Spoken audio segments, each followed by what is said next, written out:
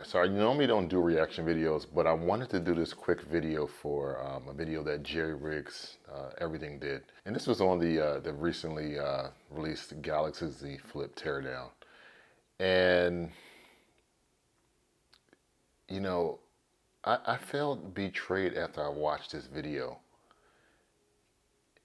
And, first of all, I felt betrayed because of the claims that, Samsung made about the glass. But more so, I really felt betrayed by some of my favorite YouTubers, right?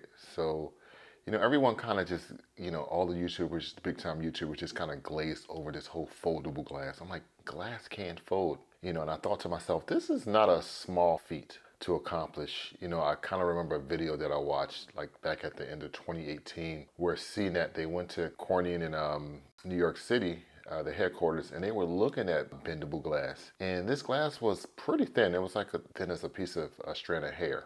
And it had a bendable radius of about 5 millimeters. So I just assumed that Samsung, they made some serious advancements with the Galaxy Z Flip. And that's until Jerry started to do his durability test, where he goes from 2 to 10. And at level 2, marks started to appear on the screen. And, that's when the betrayal kind of started when it relates to, some of the big time YouTubers that I watch.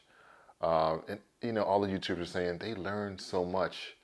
They've made so many advancements since the Galaxy Fold. And I was like, you know what? Let me give them the benefit of the doubt.